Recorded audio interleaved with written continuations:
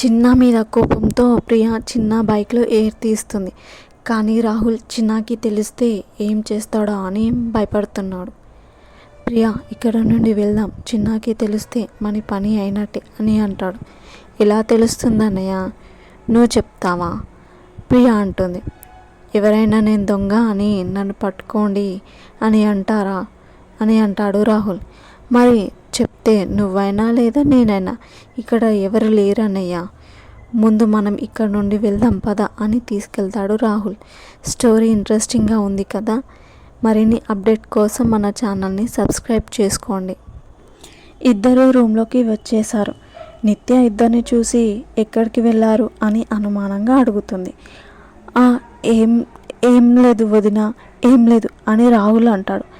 నాకెక్కడో కొడుతుంది, మీరిద్దరు కలిసి ఏం చేయలేదు కదా అని నిత్య అడుగుతుంది. ఏంటి వదిన, నాకేదో బోర్ కొడుతుందని అన్నయ్యని రమ్మన్నా, మేమిద్దరం ఒకే దగ్గర ఉంటే ఎందుకు మీకు అనుమానం అని రాహుల్ని తీసుకెళ్ళిపోతుంది ప్రియ.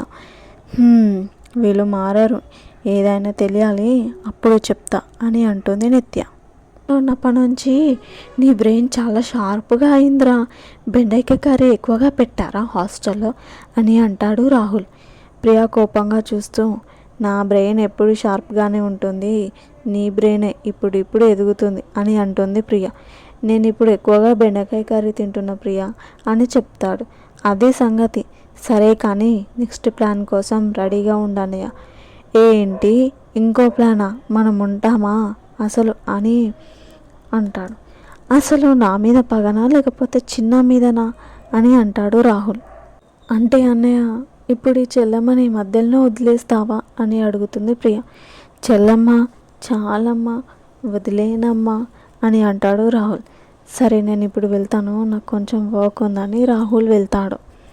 ఇద్దరికీ తెలియదు వాళ్ళు చేసిన పని చిన్న కూడా చూశాడని. అన్నీ తెలుసు అని అనుకుంటారు, కనీసం ఇంటికి కెమెరా ఉంది అని కూడా మర్చిపోయారు మేధావులు అని నవ్వుతాడు.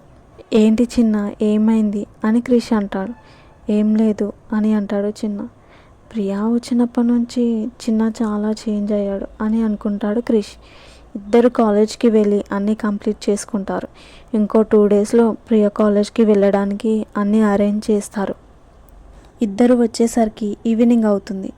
ఇంట్లోకి వచ్చిన క్రిష్, ప్రియా ఇంకో 2 డేస్లో నువ్వు కాలేజ్కి వెళ్ళొచ్చు అని కంప్లీట్ చేసి వచ్చాం, ఓకే నారా ఇప్పుడు అని అంటాడు. ఓకే అన్నయ్య అని ప్రియ. ఇంటికి వెళ్ళిన చిన్న మెకానిక్కి కాల్ చేసి బైక్ రిపేర్కి రమ్మంటాడు. ఈ పిల్లకి ఇంకా చిన్నపిల్లల మెంటాలిటీ పోలేదు, లైఫ్ లాంగ్ ఎలా ఉంటానో ఏమో అని అనుకుంటాడు. ఈలోపు బాబు వంట అంతా కంప్లీట్ అయ్యింది, టేబుల్ పైన పెట్టాను, ఇక నేను వెళ్తాను అని చెప్తుంది శాంతమ్మ. సరే అని చిన్న అంటాడు.